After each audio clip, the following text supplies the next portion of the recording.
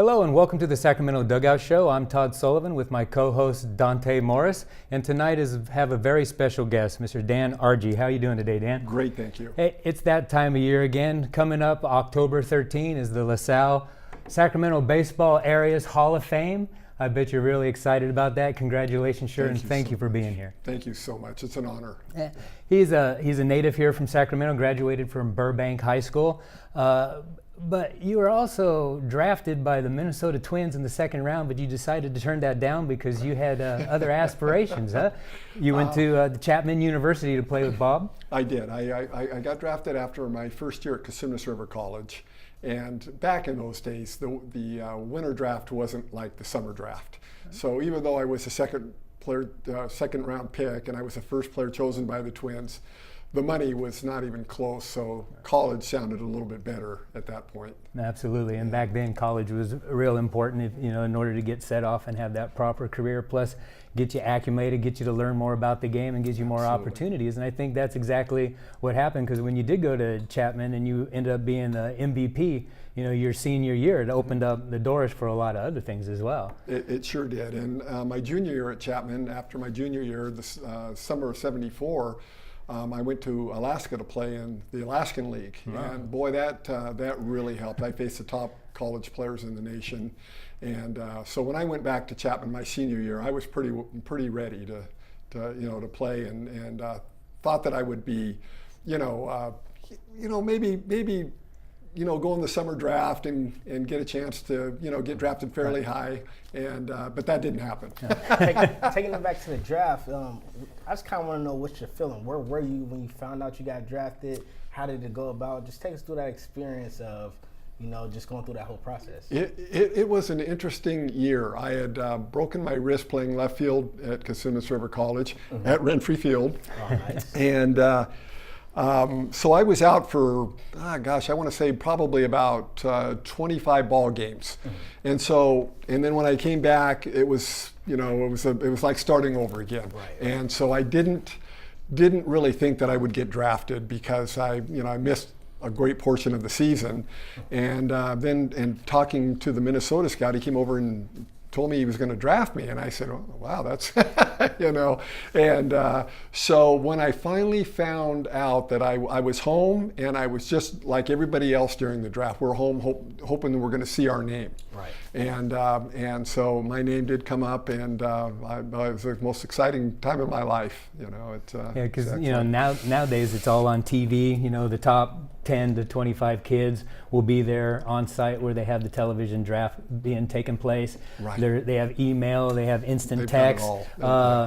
Did you get a letter before being, letting you know that you were being looked at to be drafted, or how exactly did you get approached? It was just the scout that drafted me was George Thompson, and he basically was coming out towards the end of the season at Cosumnes and watching me play a little bit, and he said that he was interested, and he wanted to bring his boss from Visalia to come and look at me to see what he thought. Right.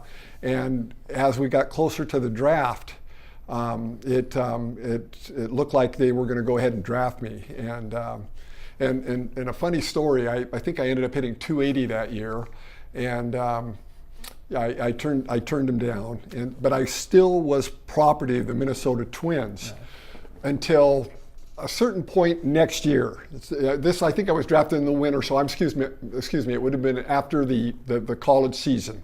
I would say like 2 to 3 weeks before the draft, they would lose the rights to me. Mm-hmm. So I go and have a phenomenal year, and I hit 487, and with a wooden bat. I never used aluminum. I just didn't like it. I was hoping that if I ever made the jump to the minor leagues or got a chance to play, I'm ready. I'm ready to go. Exactly. And that did happen, but it was a little bit later on down the road. So yeah. But, so we are a lot of historians. We've talked before. We do a lot about the Negro Leagues, but mainly the heritage of Sacramento baseball, for sure. And what really piqued my interest. You know, we're talking about Renfree and stuff, but way back in the day, you know, even before I was playing, one of the biggest parts of the season was Winter League. Winter League was huge in Sacramento in the 70s. And I know a little before that, the mid-60s, late 60s, and early 70s, you know, and actually the early 70s is when Pepsi actually picked up the Winter League Classics and started having these actual events where there was fan base out there. There was people coming out to the ball game, paying a couple dollars to come watch baseball. I mean, tell me about being a part of the Pepsi Winter Nights. That's something else. You know, going back a couple steps here, you know, back in the day when I was, you know, as a child, I had epilepsy. And so there were a lot of times when I played in tournaments, I didn't know for sure if I was going to even be able to play all the way through the tournaments because they were really afraid of my safety. This went on and on and on until my senior year in high school. And my senior year, I was taking a medication that dilated my eyes. So I had to wear sunglasses in order to see the ball. Well, you know, everybody wears sunglasses now, but back in the day, you can imagine the names that I was being called. Okay, Hollywood, and you know, there were a lot of them. But Al Simas came out to watch me play, and I didn't even know who Al Simas was. I'd never met him before, and he came out, and you know, he was just he's a real short guy, and he, you know, when he talks to you, his eyes are kind of like fluttering a little bit. You don't really see his eyeballs, you know, but he's talking to me, and he wants me to play on his senior Babe Ruth team, and then with that, I got a chance to play on his Wismer and Becker Winter League team, which just is loaded with great players, and. So that year in '71, I played on a senior Babe Ruth team, and we went to the senior Babe Ruth World Series in Stamford, Connecticut, and we did really good. Had a great tournament, and when I got back, I got to play in the Winter League, and I never even knew what the Winter League was about. You know, I did have some friends that were playing in the Winter League, but I never, you know, I didn't know much about it. And when I got out there and started playing with those guys that were just flat out better than me, you know, I mean, there was so much talent out there, and I just wanted to fit in, you know, and it was just.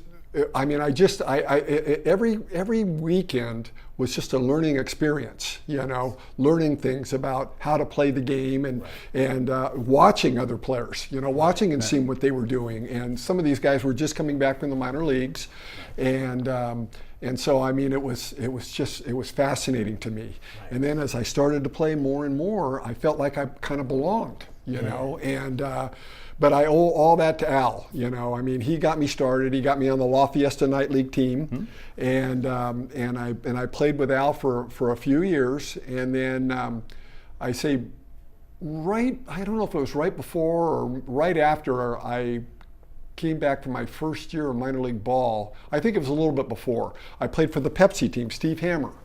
Steve Hammer was just a good man, and all he wanted to do is be out there and have fun with the guys, you know, and he was just a wonderful human being, and everybody loved playing for him. And you know, we had that Pepsi, you know, Oscar Breuer. Yes. Oscar Breuer was a Pepsi guy, and so we, you know, it was interesting to go out and play. I think I played night league with La Fiesta for a couple of years, and then I started playing with Pepsi, and it's just a wonderful experience. You know? It's real. What I remember a lot about the winter leagues is, you know, you got the minor league players who are coming back around, and Absolutely. you have the, you know, college baseball was huge here in Sacramento, so you got the junior colleges, guys coming up, and so a lot of guys are out there proving a point. So the style of baseball was pretty hardcore. It was back in those winter leagues days, and it's like it wasn't the typical fall ball relaxed type of atmosphere. It was taken very serious, and if I'm going to slide in, I'm sliding in hard. Yep. And if I'm coming into the plate, catcher better be ready type of baseball. Exactly.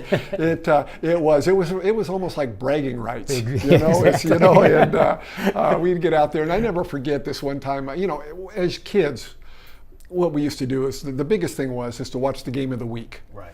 Biggest thing, you know, and I would probably say the first 3 or 4 batting stances that I had were from guys in the big leagues, you know, watching them play and watching them hit and thinking, oh, guy, I'm going to try that. It looks pretty simple. And I remember one time I was digging in, or watching a guy dig in Okay. on the games, and I figured, you know what, I'm going to try that. So I go to a Winter League game, and Pat Falls on the mound.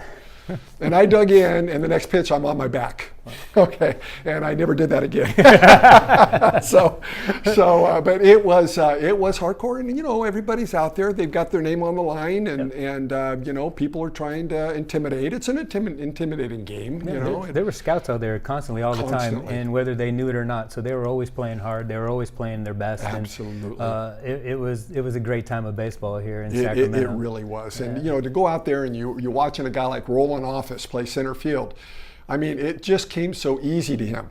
I mean, baseball was not that easy. Exactly. You know, it's a lot of hard work, and I'm sure Roland worked hard as anybody, but he just seems like a natural out there. Exactly. And I'm watching guys like Rich Childs and you know, Leon Lee and Leron. Leron was a heck of a hitter, and just to watch these guys play, I mean, it was just like I'm coming from, you know, just Burbank High School. I'm, you know, at the time I think I'm about 185 pounds soaking wet, and I'm a skinny little kid, and I'm out here playing with these guys, you know, and it was just, Yeah, they were skinny at one time. Yeah, too. that's true. That's true. Yeah. Well, we're going to take a break right now, and when we get back, we're going to talk a little bit more about his coaching here in Sacramento, and we'll hit the hot topic and do the hot corner. We'll be back after these words.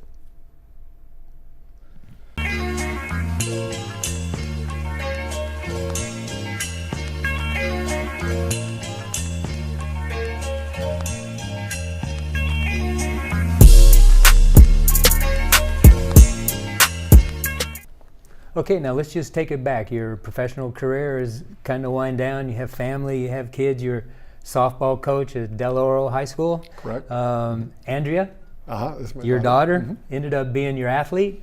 You've had a couple of great stories about coaching her and being in softball compared to baseball. Can you hit us up a little bit? Yeah, you know, when I found out my son wasn't really too interested about playing baseball at a certain point, my daughter got into it, and she was, you know, 100% into it, you know, and she got on a travel ball team, and she, you know, did the traveling and you know, did that for, oh gosh, I don't know, maybe 6-7 years. And then when she got into high school, she was on a team that went to the section finals, and that was really nice. And then she ended up playing at Sac City College, where she was an All-American for 2 years there. They've had a great softball program. Yeah, great program, and I was really happy that she went there. I mean, that was probably one of the best moves we made. And when I went over there, you know, when we went over to talk to the coach, Bob was, you know, he didn't even show us the softball field. He showed us this classroom with all these computers and desks, and just, you know, I mean, it hit me. I go, we're here worrying too much about the softball right now. It's the classroom that he's worried about. Right, and so I was really, really happy about that. And so, but anyway, she played there for a couple of years and then moved on to Lubbock Christian. And I had coached her in between, and it's pretty tough when you're coaching your child. Absolutely. You know, it's you want to get on them a little bit, not in a bad way, but I mean, you know, when you see something, like when she throws a ball right down the middle, 0-2 count, you know, and the person, you know, you want to, you know, you want to say something, but you got to remember that she's just like one of the other kids, and you can't do that, you know. And there's been a couple times when she would tell me, "Okay, Dad, I've heard enough." But she went on to Lubbock Christian, where she was an All-American her last year there, and I got into coaching when she got done there. She got married and had a child, and so I got into coaching at Del Oro, and kind of basically I was helping Mike Loomis out at Mariloma for a couple of years, and then when he left, I moved over to Del Oro and did the JV program, and that was there were good people out there. It was tough because when you're coaching a JV team and you get people getting cut from the varsity team, they're not happy campers. Yeah. Okay, they come down with an attitude. Right. Okay, and so when they're coming down with an attitude, the coach has got an attitude. You know, it just doesn't really mix. But what's your biggest difference? You know, from playing and coaching. What's the biggest takeaway that you think? That's a good question. You know, when you're playing, you feel like you got control. you know, and you can, you know, if things aren't going well, you can turn it around. You know, when you're coaching, it's you're throwing your philosophy out there, and you're hoping it sticks. And a lot of times it doesn't. And when you feel sometimes, you know, when you're coaching a team and you thought you've had a couple good practices before the game and everything, and then you get out there and it just all falls apart. And you don't really have the control, because all you can do is coach, you know, and say something from the sidelines, you know, and so that's the toughest part, I would say. A couple years back, I coached Intercom High School. I coached there for 1 year. Great school. And you know, me being a young coach, you know, a lot of people thought I was a student there. But one of the difficulties I found, and Todd, you probably agree with this, is you got parents that think their kids is Barry Bonds, Willie Mays. You know, they think they're the star. Then you also got a freshman that want to shine, and you got a senior. So I guess, you know, some of the politics, what comes especially with high school baseball, how did you take that on? How you take on parents, players, and how did you deal with it all? Very good question. When I first got released from the A's, Steve Hammer, who I played with Pepsi, he was coaching over at Hiram Johnson High School, and so I came out and helped him out for the first couple years. I really didn't have a say, but I watched the way that Steve worked with these kids, you know, and he was always very diplomatic. I mean, he never was harsh on anybody, you know, and again, in coaching in softball, yes, we do have the parents that think that their kid's a superstar. And I've had both ends of the spectrum. I've had it where they thought that they were superstars, and they weren't. And then when I went over to Del Oro, first thing I get a call from a mother, okay, and she says, my daughter's a 700 hitter. Well, she hit 698 in league. I didn't believe her at the time, but the girl ended up being a heck of a hitter, and she was really good. So, you know, you can basically tell what you have, okay, when you're out there. You can tell if, you know, you can tell by, you know, people's feet, how they move, depending on what position. If they're a middle infielder, do they have good feet? Do they have good arm? You know, and you can tell the ones that aren't quite as good, and, you know, the parents think they're probably a little bit better than they really are. And I've had those bouts, and it's not fun. It's not fun. It's hard to come down to reality. You know, I say one of the best things, like I kind of pulled away from that, is you kind of got to coach your team, because everybody's not going to be happy no matter what you do. Like, you try to play, get people in the game, you know, try to get them a bat when you can, but at the same time, that's not good enough. So I just kind of learned to kind of, you know, just go with your own philosophy, go with your system, because no matter what, they're not going to be happy, but at least you did the best effort that you can do. So putting that effort into coaching, what would you say you like more? Would you like being on the playing field more, or do you like kind of coaching kids more? Oh, definitely playing. I just love playing, and you know, I mean, and the friends that you make playing baseball. You know, I was very, very fortunate early in my life. I played with about, let me see, there were about 4 guys that I played with from Little League all the way up to Casimas River College. So when we went to Casimas River College, we sprinkled a couple guys in with the guys that I had grown up with, and we had great chemistry. We weren't as good as Sac City College. You know, position by position, you know, they had us, okay? But chemistry-wise, they couldn't touch us chemistry-wise. We had the chemistry, but it's, you know, it's an interesting point, because, you know, when you're coaching, and you know, the coaching part is, I did something that I know a lot of coaches would probably cringe, and I didn't really want to do it, but when I was at Del Oro, I said, you know what, I'm getting so much flack from the parents that I had 12 players on my team. I always had 12, because I like to, when I break up into groups, I just wanted, you know, like 4 groups of 3s, you know, so we move around and do our little stations and what have you. So finally I decided one time I was gonna rate my players 1 to 12. 1 being the best, 12 being the worst. Okay, and I told everybody, I said, this is the way it is right now. Okay, we haven't even started the season yet, but this is what I see right here. Okay, 1 to 12. Okay, and basically it was really it was fun, because at the end of the season, a few people moved up from at the very end of the list to the middle of the list, and a couple people that were at the beginning of the top of the list ended up being in the middle. And I mean, I thought, you know what, this should help the parents from where I'm coming from. You know what I mean? If they see where I'm coming from, this is basically my list here. Work harder, get your daughter, you know, when we leave practice, you go home, work with her. Have her hit off of a tee or, you know, take her to the batting cages or whatever. I've had the parents is a big issue in every sport along. And what the parents don't understand, you know, I'm speaking coaching high school baseball. Exactly. High school really is a transitional year for a lot of the kids. They're coming from 47 or 54 feet. Now they have to come throw at 60 feet. Their mom was team mom. Mom's bringing snacks and Gatorades, taking care of their kid. But, you know, high school is, you know, that's truly where they start their competitive playing days, besides if they're in the academies or travel ball and things like that.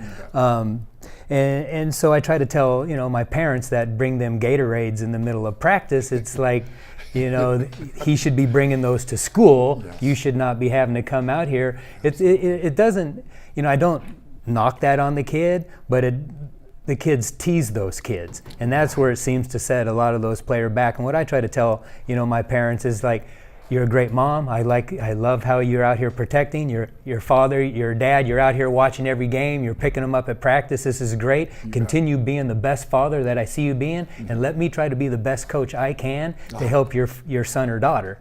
And let's just create this line here, and let's try not to cross it. I think the parents, once they realize that it's a transitional year, coaches are there to help, and it's time for not the empty nest to start, but the parents to realize, got to let them spread their wings a little bit. And I really think it's more of the parents wanting their kid to be the best and not wanting them to fail, when actually the kid needs to fail to become better. I totally agree with that. I really totally agree with that. There were times in the old days. I mean, we never had bottled water. You know, I mean, we didn't have lunches brought. I remember my dad sitting behind the dugout with that frown on his face when I wasn't hitting the ball. You know, and that's how life was. You know, and we spent every weekend and every night after school over at the elementary school where I lived, and we played ball. No matter what was in season. Exactly. Football, basketball, baseball, we played it. That's all we did. Yeah. You know, and nowadays you're so right with it, you know, with all this the spoiling of the kids, you know. I mean, you know what, they have to fail. You're right. They have to fail.